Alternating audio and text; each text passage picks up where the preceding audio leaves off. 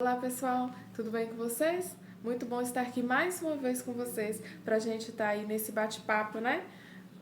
Hoje nós vamos estar falando sobre como nós, pais e educadores, podemos garantir o desenvolvimento das nossas crianças a partir das estimulações na primeira infância. Então vamos conferir?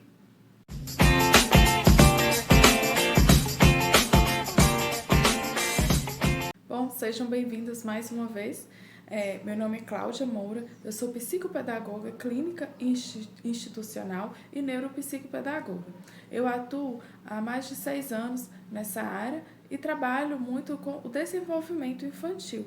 Então, além de estar trabalhando com as dificuldades, eu acompanho também o desenvolvimento das crianças, tá bom? Então, sejam todos bem-vindos. Eu quero convidar todos vocês, se não se inscreveram aqui no canal do YouTube, se inscreva para estar recebendo notificações, já deixa o seu like aí para saber se você gostou ou não gostou, tá? E vocês podem estar colocando aí nos comentários as perguntas de vocês, que eu vou estar respondendo todas elas, ok? Então vamos começar. Hoje a gente vai estar falando um pouquinho sobre o que nós pais e educadores podemos estar fazendo para garantir o desenvolvimento das nossas crianças na primeira infância. Por que é garantir? Né? Então, quando a gente vai falar assim, quando a gente fala de garantir, é que a gente vai estar fazendo tudo aquilo que está ao nosso alcance para que a nossa criança ela esteja dentro daquele desenvolvimento adequado. Então, quando a criança ela é uma criança típica, neurotípica, então ela não tem nenhum transtorno, ela não tem nenhuma síndrome, ela não tem nada que possa cometer esse desenvolvimento dela, então com as nossas estimulações, né, de pais, de educadores que trabalham em creches, né, em pré-escolas, então a criança ela tem uma garantia de ter um desenvolvimento adequado aí que ela vai carregar para a vida toda. Como isso se dá? Primeiro, a primeira infância, né, ela começa desde o nascimento e vai até os 6 anos de idade. Então, é uma fase de extrema importância para o desenvolvimento humano, para o desenvolvimento de todas as pessoas. Porque tudo que acontece nessa primeira infância, todas as estimulações e tudo aquilo que não foi estimulado, a pessoa ela vai carregar por toda a vida dela. E muitas dessas coisas que a gente faz ou deixa de fazer com os nossos filhos, com as nossas crianças, vai estipular que tipo de adulto que ela vai ser ali quando ela estiver em sociedade, né? Enquanto adulto, enquanto pessoa madura, porque ela carrega todas essas marcas aí no subconsciente. Todos nós sofremos essa influência da primeira infância, seja ela boa ou ruim. E o nosso objetivo é que essas estimulações elas sejam mais positivas possíveis, porque nós carregamos isso para sempre, né? Então, como eu falei, a primeira infância aí de 0 a 6 anos. E o que a gente pode estimular nessa fase aí, nessa faixa etária? A gente vai precisar de olhar os estímulos motores, cognitivos, sociais e emocionais. E como que nós pais podemos influenciar isso aí na vida dos nossos filhos? O que é que você está já pensando aí? Como que você pode influenciar nisso daí? Na verdade, os pais, eles influenciam em tudo, né? Os pais, eles são a base do desenvolvimento da criança. Então, a criança, ela já pega aí tanto os genes hereditários, quanto como que eu posso dizer? Como os estímulos, né? Ambientais, os estímulos sensoriais ao redor dela. Então, tudo que a mãe começa desde a gestação, a partir de 3 semanas, o cérebro da criança ela começa a se desenvolver. Muitas vezes nessa fase, a mãe ela nem sabe ainda que ela está gestante, e o cérebro da criança já está em pleno desenvolvimento. Então, ali, a partir até mesmo da nutrição da criança, do que a mãe alimenta, do que a mãe come ou deixa de comer, vai fazer uma diferença muito grande aí na construção do cérebro, nessa estruturação mesmo aí do cérebro, que é o que vai acompanhar a criança. Então, para as mães, tudo que você consome durante a gestação e tudo que você consome durante a amamentação é algo super importante aí para a vida do seu filho. Então, quando for comer, pense, né? É bom você consultar, às vezes, ou obstetra que acompanha, ou um nutricionista, para dar as orientações nutricionais mais adequadas. Outro ponto importante da alimentação segue aí depois do nascimento, né? Então, quando a criança ela começa a amamentar, essa fase da amamentação, ela é muito importante. Ela é uma fase de interação, de afeto, né? De aproximação entre a mãe e o bebê. Então, o bebê, ele precisa muito desse apoio, desse carinho, desse momento com a mãe. O leite materno, ele é extremamente importante para a criança. Essa fase da amamentação ela é super importante, né? Como eu já falei, para estabelecer esse vínculo afetivo. Já vai começar essas interações emocionais entre a mãe e o filho. E o pai, ele também pode participar, ele deve participar desse momento, tanto apoiando, né, a mãe, quanto ali ajudando nessa forma aí de amamentação, porque tem muitas crianças que elas não amamentam somente do leite materno, ou elas nem amamentam, né? Chegam a amamentar por diversos fatores aí que acontecem, ou às vezes a mãe não tem leite. Então, não pode deixar de haver essa interação nessa fase aí da amamentação, mesmo que a criança ela não vá se alimentar totalmente do leite materno. E os pais, eles precisam estar engajados, eles precisam estar nesse apoio com a mãe para que seja esse ambiente, ele seja favorável emocionalmente para a construção desses vínculos aí para a criança. Então, o ambiente, ele é muito importante e ele tem um peso fundamental aí nesse desenvolvimento aí também. Por quê? Como que acontece? Né? O ambiente que a gente vive, ele acaba influenciando na nossa personalidade, no nosso humor, se a gente vai ficar estressado, se a gente está mais tranquilo. Então, o ambiente que a criança vive precisa ser o mais harmônico e o mais tranquilo possível. Isso a gente fala tanto de uma estrutura física adequada, né, para que a gente possa criar uma criança com segurança, como também que aquela criança ela possa se sentir segura emocionalmente. Então, um ambiente hostil, um ambiente onde a criança ela se sente vulnerável emocionalmente, vai acabar trazendo consequências graves, que às vezes a gente não percebe aqui enquanto ela é criança, mas que a gente vai começar a perceber quando ela já está entrando na pré-adolescência, na adolescência, e influencia diretamente na vida emocional adulta. Então, quando nós temos os nossos pequenininhos em casa, o que a gente precisa fazer? É mostrar para eles, né, a realidade que está acontecendo. A gente nunca deve mentir para as crianças, mas ao mesmo tempo a gente deve se colocar ali como protetores emocionais deles mesmos. Então a gente tem que filtrar e tem que saber o que falar perto das crianças, porque a criança ela aprende o que é mais como exemplo.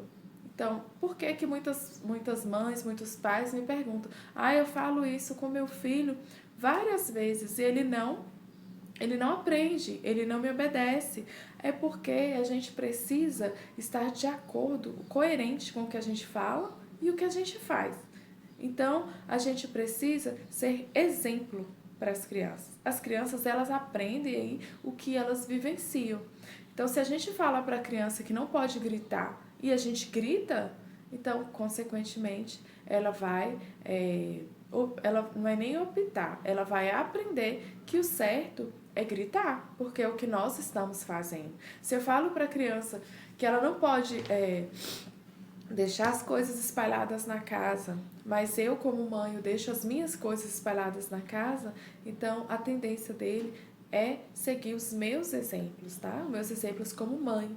Então, todas nós que temos crianças em casa, a gente precisa perceber se a gente está sendo coerente com o que a gente fala e o que a gente está fazendo. E isso é desde eles bebezinhos, tá? Então, desde pequenininhos, eles já percebem, eles já começam a imitar o jeito que você fala. Se você grita, eles já começam a imitar os pais. Então, Quando a gente tem criança em casa, nós somos o espelho para elas. E a gente precisa muito pensar no que a gente quer que aquela criança aprenda, né? Como eu já dei vários exemplos aqui para vocês, se eu sou uma pessoa que fala palavrão e eu falo para meu filho que é errado falar palavrão, ele não vai ouvir o que eu estou falando. Ele vai aprender o que eu estou fazendo. Né? Isso aí é algo do ambiente, é algo que influencia diretamente no ambiente. Isso aí já vai estruturando aí a característica dele, né? Vai estruturando aí a personalidade dele. Porque a criança, ela realmente ela tem a carga genética, né? Que vem dos pais, mas uma boa parte aí, ela é das estimulações e ela é da criação. Ela é de como ela foi criada, como ela foi estimulada, do ambiente, o que ela aprendeu. E isso aí depende 100% de nós pais, enquanto elas são pequenininhas e estão somente com a gente em casa, tá ok? Vou pegar minha colinha aqui, tá? Pra gente não perder aqui no assunto. Então, vamos falar um pouquinho dessa estimulação aí do cognitivo. Como que a gente vai poder estimular o cognitivo? O que é o cognitivo da criança? É a capacidade dela de aprender, de pensar, de interagir ali com o ambiente, né? Dela resolver problemas, dela resolver obstáculos que passam ali por ela. E a gente pode fazer isso aí quando eles são desde pequenininhos. O ideal é que cada um de nós possamos saber o que cada criança ela precisa ali ser estimulada em cada etapa da vida, mês a mês, para a gente ter uma noção aí se a nossa criança ela está sendo, ela está ali com o desenvolvimento adequado ou não, tá? Então, para a gente conseguir fazer essas estimulações, a gente precisa também dar um pouquinho de autonomia para a criança. O que é essa autonomia? É deixar fazer o que quer? Não é não. Então, essa autonomia é a gente deixar a criança se interagir, ela começar a se enxergar, né, no ambiente. Então, desde pequenininha ali, a gente pode dar opções para a criança. Quando ela já começa a rastejar, a gente deixar ela mais em um ambiente que ela tenha uma mobilidade, com que ela possa ir até o que ela quer. E a gente não entregar tudo na mão dela. Um bebezinho aí que já rasteja, que já engatinha, como que a gente vai trabalhar com ele? A gente, em vez de deixar ir lá entregar o brinquedo que ele quer, que a gente sabe que ele gosta, então a gente deixa ele ali no ambiente em que ele possa buscar, que ele possa explorar. É claro que a gente precisa ter todo o cuidado com o que ele vai pegar. Se não é um espaço ali que ele vai pegar alguma coisa e pôr na boca, mas a gente possa deixar eles explorar o ambiente, colocar alguns brinquedos em que ele possa escolher o que ele quer brincar. Então, quando a gente proporciona essa mobilidade aí para a criança, esse sentido aí de autonomia, consequentemente o cérebro dela já está em constante transformação e estimulação. A gente precisa deixar a criança explorar o mundo, né? E aí, dependendo de cada idade, a gente vai abrindo um pouquinho a exceção, vai aumentando um pouquinho. Então, quando a criança ela já começa a caminhar, a gente deixar a criança caminhar, ela vai cair? Vai, né? A gente vai tomar cuidado para que ela não se machuque com nada grave, mas a criança ela precisa ali cair realmente, ela precisa saber que ela caiu, ela vai levantar. Já presenciei várias crianças aí nesse desenvolvimento que quando ela caiu, ela assustou, os pais assustaram tanto que ela tomou medo de caminhar. Então, assim, para que ela tentasse de novo, levou muito tempo. Então, a gente precisa mostrar para eles que é normal. Lá na frente, a gente, quando adulto, a gente tem que saber que a gente caiu, a gente precisa ali recuperar e levantar. E isso a gente começa desde pequenininhos. A gente precisa estar perto para apoiar e não para colocar a criança em uma bolha ali e que ela não vai sofrer nada, ela não vai cair, ela não vai machucar, porque isso a gente acaba deixando as crianças imaturas, mas com apoio, né? A criança ela tem que se sentir segura, saber que a gente está lá, porque se ela caiu, vocês já repararam que quando a criança cai, ela olha pra gente, dependendo da nossa expressão, ou ela vai chorar, ou ela vai rir, ou ela vai levantar de novo. Então depende muito de como a gente vai estar lidando assim com essa criança, né? Como a gente vai estar estimulando ela ali no ambiente a fazer outras coisas, a buscar por outras alternativas, a superar os obstáculos ali, muitas vezes quando ela cai ou quando perde um brinquedo, né? Então a gente precisa de ter esse entendimento de até onde eu posso deixar, até onde eu posso proteger demais meu filho, cuidar demais, né? Porque o excesso de zelo também acaba prejudicando. Quando a gente fala, né, de nós, de seres humanos, então tudo ali que sobra, né, acaba atrapalhando. Tem que ter uma medida certa. Nos aspectos sociais, a gente precisa de estar trabalhando essa questão de convivência com o outro. Quando tem irmãos, quando as crianças elas vivem mais crianças em casa, às vezes é mais fácil de estar lidando.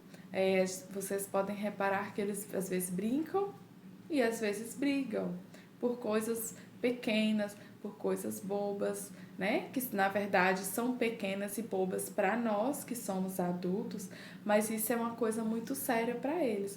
Então tem algumas coisas que a gente não pode falar para a criança, a gente não pode menosprezar o sentimento da criança, o que ela está sentindo ali, por que aconteceu, né? Porque a gente precisa mediar esses conflitos, conversar, mostrar para a criança por que é daquela maneira.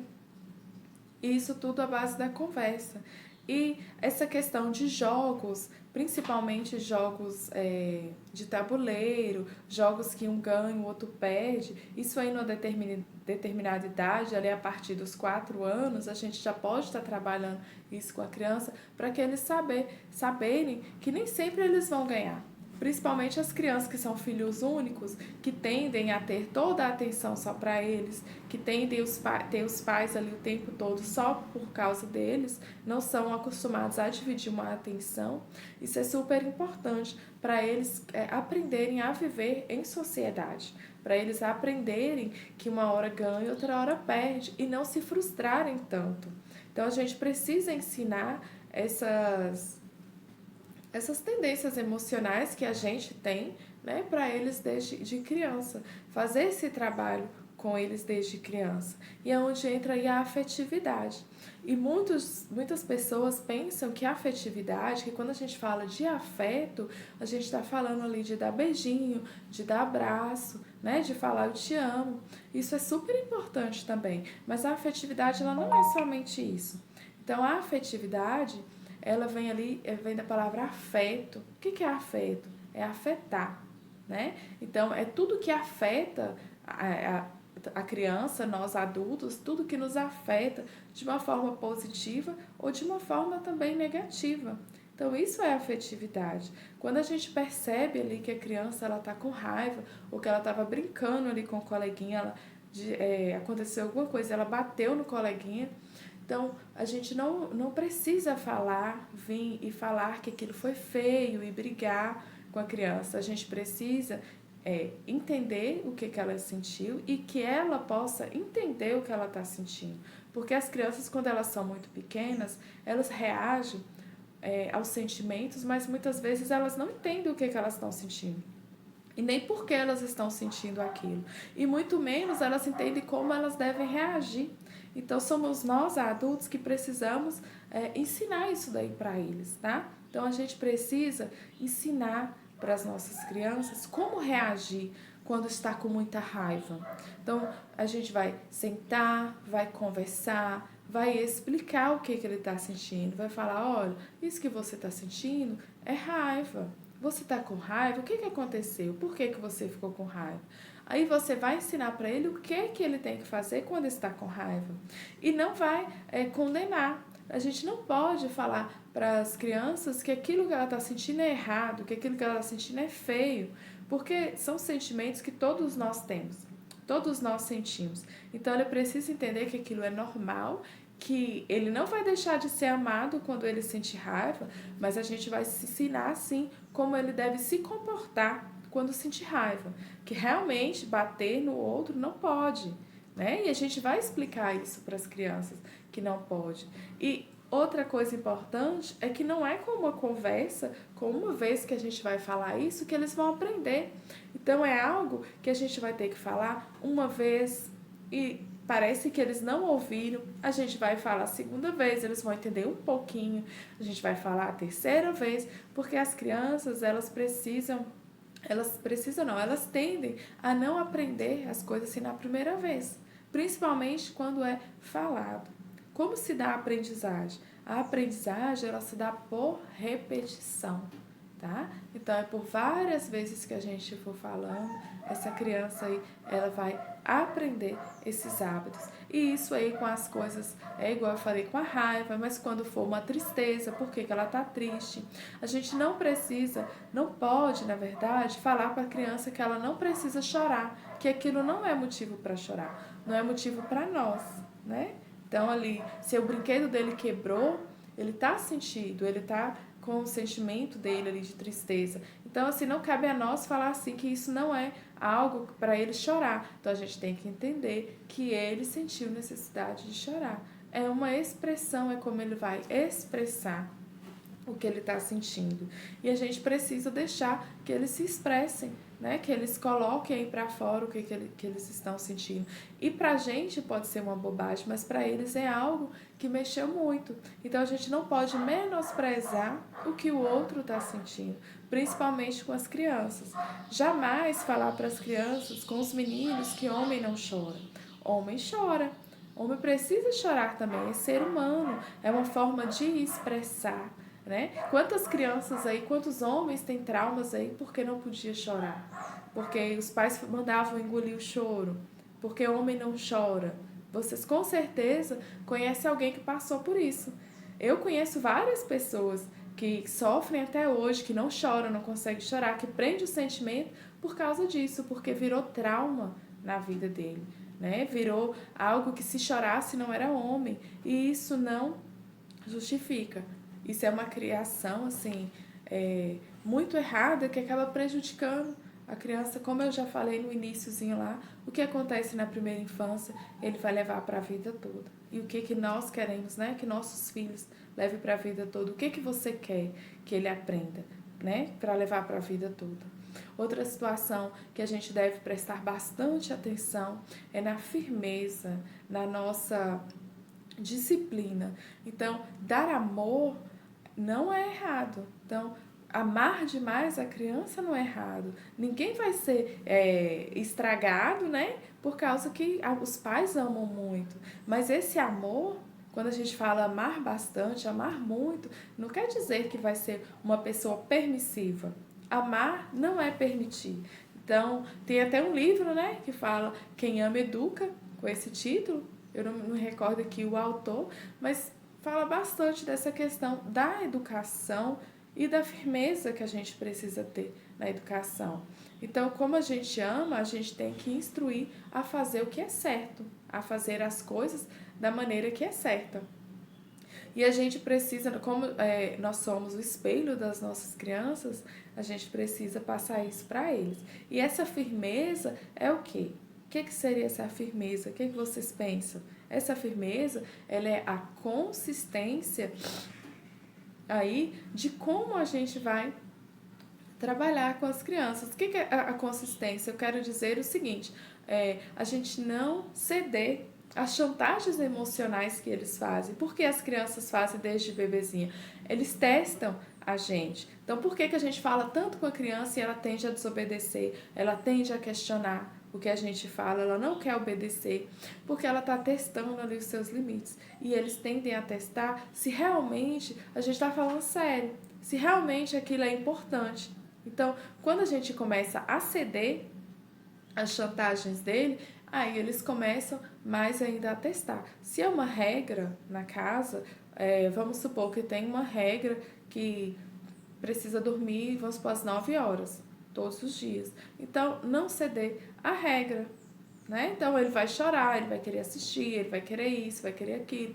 Então, a gente precisa impor o limite, não impor com brutalidade, né? Mas ter a regra e ser esclarecido para eles por que daquela regra? Por que que tem que ser daquela forma? Porque as nossas crianças de hoje, elas são questionadoras, e isso é um aspecto muito bom, né? Isso a gente consegue perceber a inteligência da criança, porque ela realmente ela quer testar, mas ela precisa entender o porquê.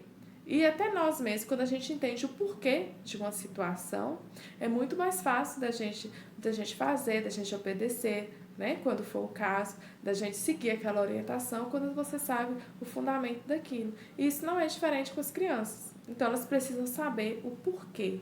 Por que que eu tenho que fazer isso? Por que que eu tenho que fazer aquilo? E nós precisamos sim explicar, precisamos sim ter um diálogo e não simplesmente falar que não é não e pronto. Ou por que não? Por que não pode isso? Por que não? Então a gente precisa sim explicar, precisa sim ter um diálogo, né? Eu falo de firmeza aí para lidar com as crianças, mas jamais o autoritarismo, porque a gente precisa ter essa convivência com os nossos filhos, a gente precisa de ter esse diálogo com respeito, mas a gente não pode, não podemos nos colocar como autoridade absoluta e simplesmente impor as coisas, porque isso acaba não funcionando. Né? Então, mais à frente, a gente tem um aspecto bem negativo quando a gente simplesmente impõe as situações para eles. Né? Bom, e um dos aspectos que a gente não pode deixar de falar são os aspectos motores. Né? O que é o motor? É a locomoção, é o mover-se. E a gente precisa estar dando essa oportunidade para as nossas crianças, porque na nossa época, um tempo atrás, as crianças elas brincavam muito na rua, elas subiam em árvore, elas corriam, as brincadeiras eram mais dinâmicas. E hoje o que a gente pode perceber é que as brincadeiras elas são voltadas muito para os eletrônicos. Então, o que acontece é que os nossos filhos eles passam muito tempo na televisão, no videogame, no computador, no celular.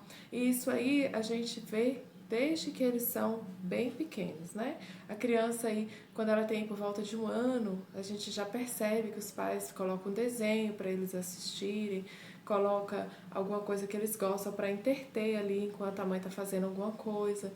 E isso, ao longo do tempo, ao longo da vida, tende a prejudicar.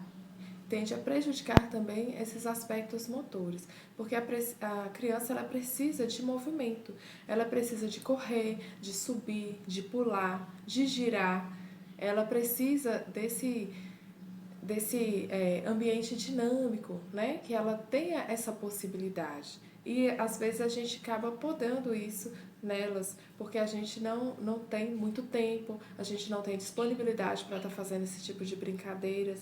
E as crianças que elas não convivem com outras crianças, não têm irmãos, ou às vezes não vai para a escola ainda, então a gente precisa de tirar esse tempo de qualidade, de ter essas brincadeiras, de promover isso, de levar eles para brincar também ao ar livre, para eles terem contato com a natureza, ter contato com a areia, com a terra, né? De poderem andar descalço, de poder subir em alguma coisa, de pular. Claro que com as devidas seguranças, né?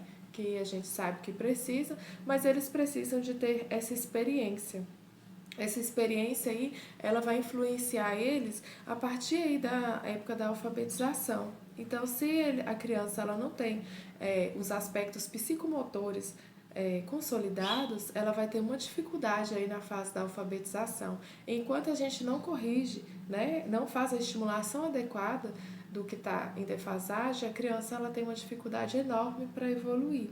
Então, isso é super importante para todas as crianças, né? E quando as crianças já estão na creche, já estão na escolinha, tem que ter muito esse cuidado da gente não querer que elas fiquem sempre sentadas, porque o cérebro, nessa época, ele precisa desse movimento, ele precisa dessa interação para que ele possa desenvolver cada vez mais e para que ele possa consolidar certos aprendizados. Então, a gente não pode, precisamos tomar o cuidado, né, para não podar essa fase aí da criança, para que a gente não prejudique a criança. E muitas vezes, quando chega lá na frente, eles mesmos já não querem mais, eles já ficam sedentários. Aí a gente já começa ao inverso, a querer que eles façam alguma coisa física e a gente acaba não tendo esse resultado aí positivo que a gente precisa.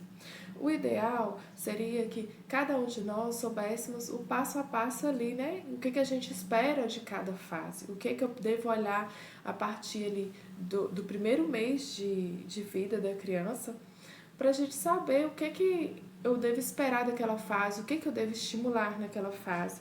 Porque às vezes a gente ouve muito, cada criança ela tem seu tempo, precisamos esperar. Isso realmente é verdade, mas até quando a gente precisa esperar?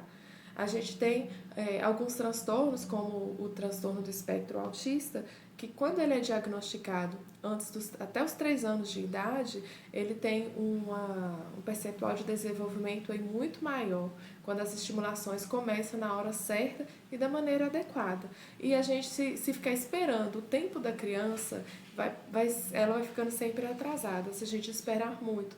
Então, é interessante estar olhando o que seu bebê, o que a sua criança aí, ela tem de desenvolvimento. Se você perceber que ela está um pouquinho atrasada, é melhor a gente levar, né? Leve ao pediatra, fale a sua dúvida, peça orientações, né, de quem entende desse processo, para que possa ser feito as estimulações o quanto antes, para que a sua criança ela possa ter esse estímulo adequado, ela possa ter o desenvolvimento dela garantido aí através aí do que nós vamos fazer para ela, da nossa atenção enquanto ao desenvolvimento delas, ok? Eu vou deixar aqui para vocês que fizeram inscrição para estar participando dessa aula, eu quero deixar assim, muito obrigada, né, pela audiência de vocês. Vou pedir mais uma vez para vocês colocarem aí se vocês gostaram, deixe seu like, se inscreve no canal. Nós temos um canal também no Telegram, eu vou deixar o link logo abaixo aqui desse vídeo. Vocês entrem na nossa comunidade, nosso canal do Telegram, que a gente vai estar sempre dando dicas lá de desenvolvimento infantil, dica para os pais também e também para os professores, né, dessa fase aí da primeira infância. E para vocês que fizeram a inscrição, vou estar enviando no e-mail de vocês o e-book. Nós temos um e-book que fala sobre o desenvolvimento da criança do 0 aos 3 anos de idade. Então, vocês que fizeram a inscrição, se querem receber, coloquem aí embaixo que quer receber o e-book, que vocês vão estar recebendo no seu e-mail, ok? Então, continue com a gente, segue a gente no Instagram, vou estar deixando todos os links aí, tá? E muito obrigada pela participação de vocês.